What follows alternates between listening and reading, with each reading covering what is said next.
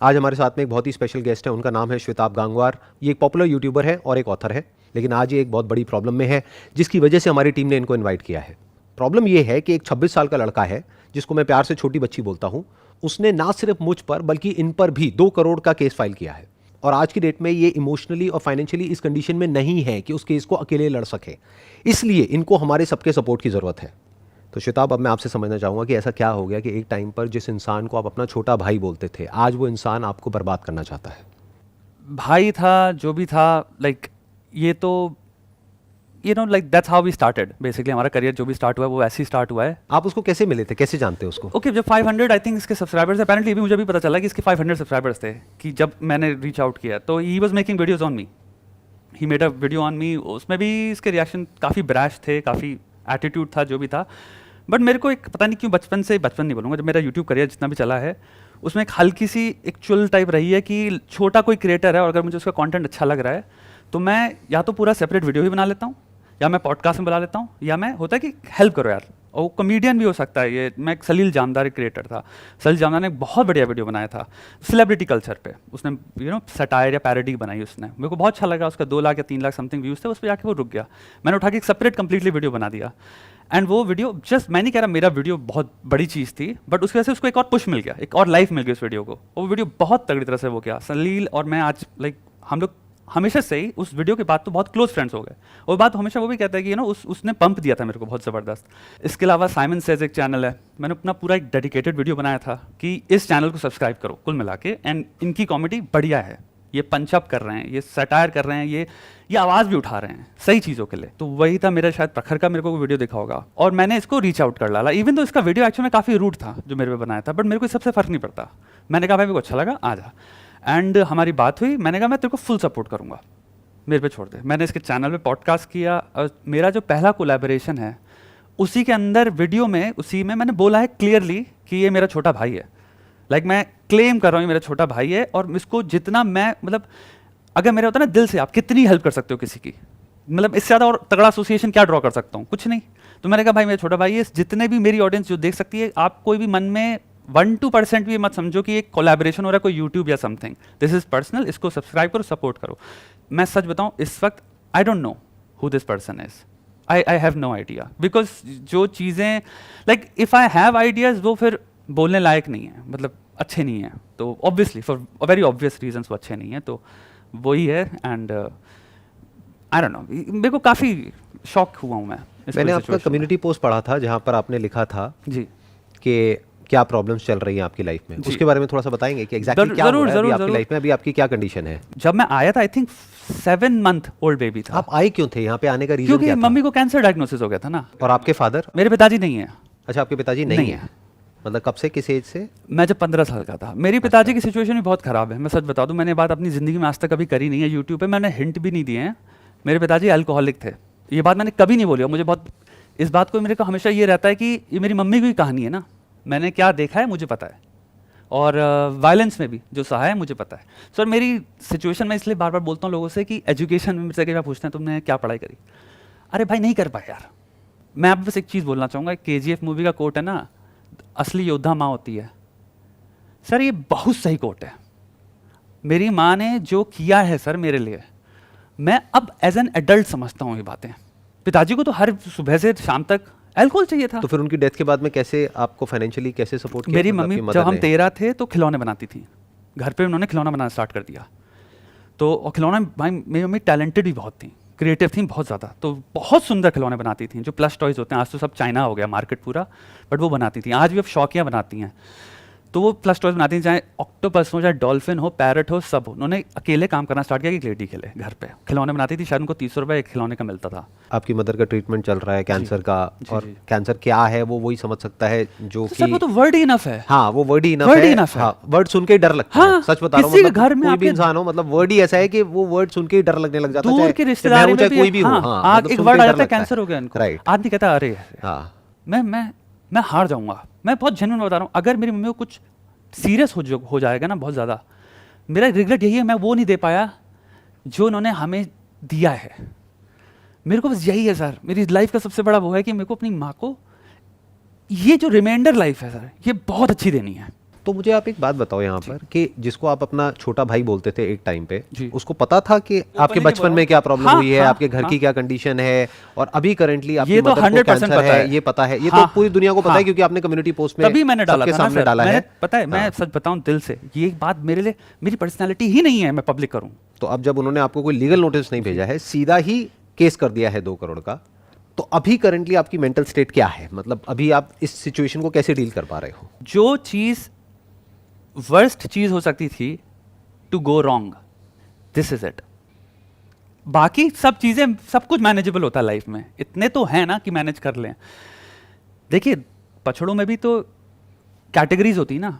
एक साइकोलॉजिकल पछड़ा होता है, वो होता है कंप्लीटली डिपेंडेंट करता है इंसान की पर्सनालिटी में रेजिलियंस कितना है। मेरे में बहुत हाई है, मैं साइकोलॉजिकली पछड़ा, मेरे को प्रॉब्लम नहीं होती।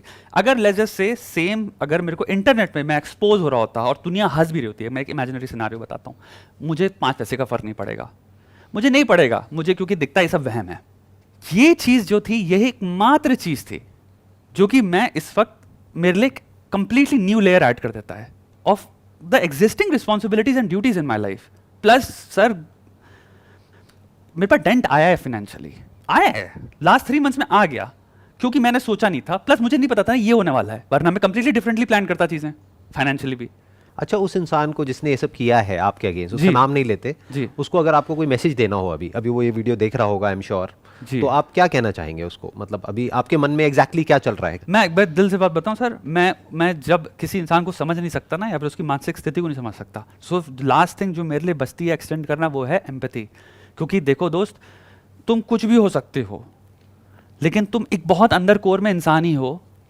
मैं एक बहुत छोटी सी बात कहूँगा सर, मैं लाइफ में जब भी, मेरा एक बहुत बड़ा मैसेज रहा है यूट्यूब पे, कि कभी भी किसी से बात हो जाए ना यूट्यूब पे, अगर कमेंट लिखने वाले हो तो 5 सेकंड के कमेंट लिखने से पहले सोचना कि इसके माँ बाप पढ़ रहे हैं। ये बहुत छोटी सी ट्रिक होती है जो ह्यूमनाइज कर देती है, कि तुम हो सकता है कुछ 4 बातें जो बोलने वाले थे उसमें वो शायद रुक जाओ, क्योंकि तुम्हें लगे ये एक बेटा है किसी का, ये किसी की बेटी है।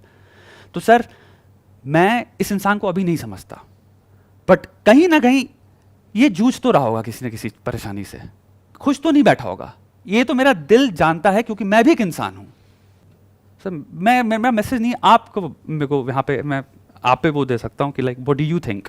अगर मैं अपने आप को आपकी जगह रख करके देखता हूँ, तो मैं तो सपने में भी नहीं सोच सकता कि what is it that you are going through, जी। और कोई नहीं सोच सकता। और मैं सच बता रहा हूँ, ये सारी कंट्रोवर्सी शुरू आपके और मेरे से ही हुई थी, जहाँ से पूरी दुनिया को पता है कहाँ से हुई थी, और 2 दिन में खत्म भी हो गई थी। और क्या। और मैं ये कह रहा हूँ, चलो एक बार को मान लेते हैं अगर हमारी कंट्रोवर्सी खत्म नहीं भी हुई है किसी वजह से, आप मेरे सबसे बड़े दुश्मन हो दुनिया के, लेकिन ये जो अभी आपने बताया है, जो भी आपके साथ में चल रहा है, जो भी आपका बैकग्राउंड है या जो भी कुछ है, उसके बाद में मेरे को नहीं लगता कि मैं या कोई भी इंसान जिसके अंदर थोड़ा सा भी कंपैशन है, थोड़ी सी भी इंसानियत है, वो आपके अगेंस्ट ऐसा कुछ करने की सोच भी सकता है। करना तो बहुत दूर की बात है। उसने जो भी किया, उसके बाद मैंने माफी मांग ली पब्लिक में, 1 बार मांगी, 2 बार मांगी, 1 बार प्राइवेटली भी मांगी।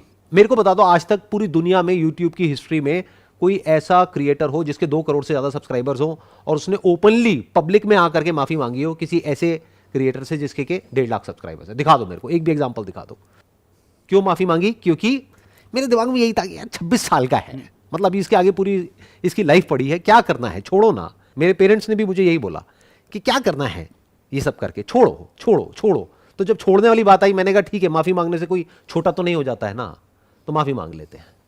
मैंने माफी मांगी, बात वहां पे खत्म हो जानी चाहिए थी कायदे से, लेकिन उसके बाद जो उसके ट्वीट्स हैं वो जाकर के पढ़ लो, उसको बोलते हैं डेफेमेशन।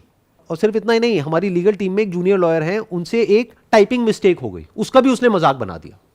मुझे नहीं पता वो उस लॉयर का मजाक उड़ा रहा था या कोर्ट का मजाक उड़ा रहा था पब्लिकली।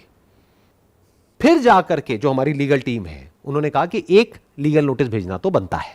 कोई केस फाइल नहीं किया भाई, ना आपके अगेंस्ट, ना उसके अगेंस्ट, ना किसी के भी अगेंस्ट। और ये आप भी जानते हो और मैं भी जानता हूं कि वो नोटिस भेजने से पहले भी मैंने आपको क्या ईमेल किया था पर्सनली, कि मैंने आपको पहले ही क्लियर किया था कि मुझे पता है आपकी क्या कंडीशन चल रही है, आप टेंशन मत लेना, बिल्कुल भी स्ट्रेस मत लेना, क्योंकि मुझे पता है, आपने बता दिया है पोस्ट में कि आपका ये कंडीशन चल रही है। तो इतनी इंसानियत है मेरे अंदर। उसको भी मैंने सिर्फ एक नोटिस भेजा, जिसके रिप्लाई में उसने बहुत लंबा चौड़ा नोटिस भेजा।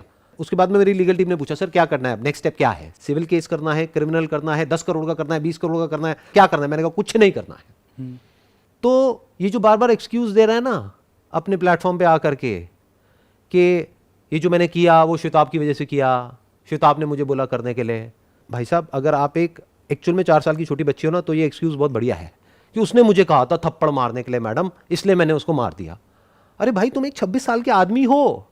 अगर श्वेताब कल को आ करके कहेगा कि चल यहां से छलांग लगा दे, चल जा करके उसको गोली मार दे, मार देगा क्या भाई तू?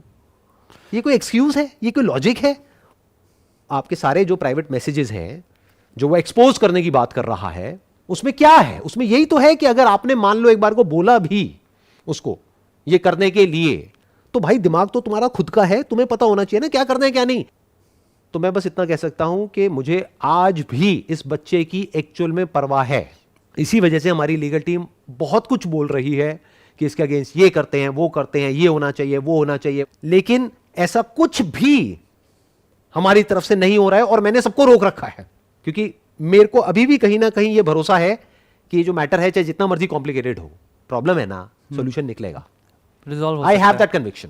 और इसीलिए आज की इस वीडियो में एंड में I talk about a solution. अगर आप एग्री करोगे तो आप भी अपना एग्रीमेंट दे सकते हो। होना ही चाहिए। अगर वो समझ आ जाए उसको तो बहुत ही बढ़िया है। अगर नहीं समझ आता है और लीगल बैटल करने का शौक है तो उसके लिए भी मैं तो तैयार हूं। और वर्स्ट केस सिनेरियो पकड़ लो कि अगर आप ये केस हार भी जाते हो तो मैं कमिट करता हूं कि आपको 2 करोड़ रुपए नहीं देना है, वो 2 करोड़ रुपए मैं दूंगा, क्योंकि वहां पे हमको क्वांटिफाई भी करना पड़ेगा कि अगर आप 2 करोड़ मांग रहे हो तो ऐसा नहीं है कि आपको 2 करोड़ मिल जाएगा। यू हैव टू क्वांटिफाई कि भैया what is the basis of that. अगर मैं आज केस करता हूं तो आई कैन इजीली क्वांटिफाई कि भाई मैं अपने चैनल को मोनेटाइज करने वाला था और मेरे को ब्रांड डील मिलने वाली थी 50-50 लाख की, 20 ब्रांड डील नहीं मिली तो मेरे को 10 करोड़ का नुकसान हो गया। तो नुकसान क्वांटिफाई हो गया इस डेफर्मेशन की वजह से। आप कैसे क्वांटिफाई करोगे भाई साहब? और आपका नुकसान कहां हुआ है? एक बार फैक्ट्स को देखते हैं ना। आपने खुद अपने मुंह से बोला कि यह सब होता है सब्सक्राइबर्स के लिए, नंबर 1। नंबर 2, आपने खुद अपनी वीडियो में बोला कि इस कंट्रोवर्सी की वजह से आपको 50,000 सब्सक्राइबर्स मिले हैं। नंबर 3, जो भी वीडियोस इन्होंने बनाई है जहां पे मेरा नाम यूज किया है या मेरी फोटोग्राफ्स यूज करी है या मेरे बारे में है, उन सब के ऊपर अगर आप कलेक्टिव व्यूज देखोगे तो मिलियंस में है, जितने अगर आप इसकी 50 वीडियोस कंबाइन कर लो तब भी नहीं है। तो नुकसान कहां हुआ है भाई साहब? आपको तो प्रॉफिट हुआ है। कायदे से तो आपको 2 करोड़ रुपए मुझे देना चाहिए। 2 करोड़ रुपए मांग किस बात कर रहे हो? मेरे माइंड में इसका एक सोल्यूशन है, आप बताना अगर आपको ठीक लग रहा है तो, कि आपने हमारे ऊपर केस किया है तो आप हमारी ये वीडियोस हटवाना चाहते हो तो कोई बात नहीं, हम अपनी वीडियोस हटाने के लिए तैयार हैं। आई थिंक आप भी हटाने के लिए तैयार हो। मेरे को काम करना है। काम करना है, आप भी हटा दोगे तो हम अपनी सारी वीडियोस हटा देंगे, सारे पोस्ट हटा देंगे। आप भी भाई साहब अपनी सारी जो वीडियोस हैं और जो सारे पोस्ट हैं वो हटा दीजिए। इस केस को विड्रॉ करिए। उसके बाद में ना आप हमारे बारे में कुछ बात करोगे ना हम आपके बारे में कुछ बात करेंगे। आप अपने काम पे ध्यान दो, हम लोग अपने काम पे ध्यान देंगे।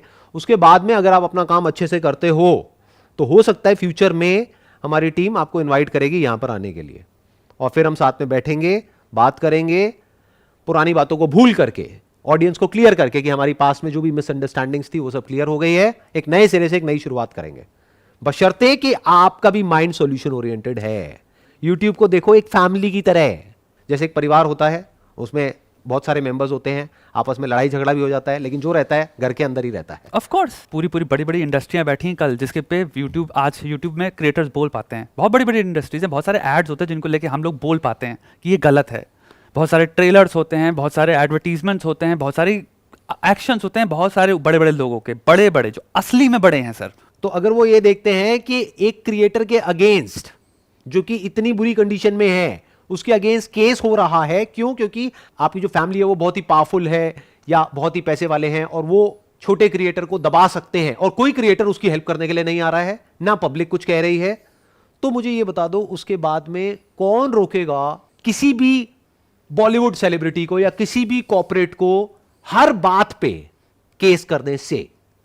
मेरी आप सबसे हाथ जोड़ करके रिक्वेस्ट है, जितने भी YouTube के क्रिएटर्स हैं, अरे भाई साहब इनके साथ में खड़े हो जाओ, क्योंकि अगर आज आप खड़े नहीं हुए तो कल आपके साथ में कोई खड़ा नहीं होगा। कोई भी आकर के आपके अगेंस्ट केस करेगा, ना आपके साथ में पब्लिक खड़ी होगी, ना आपके साथ में कोई क्रिएटर खड़ा होगा। आप चाहे एक यूट्यूबर हो, चाहे छोटे हो, चाहे बड़े हो, चाहे ऑडियंस हो, अपनी आवाज उठाओ, वक्त आ गया है। अगर आज चुप रहे तो कल आपके लिए कोई आवाज नहीं उठाएगा।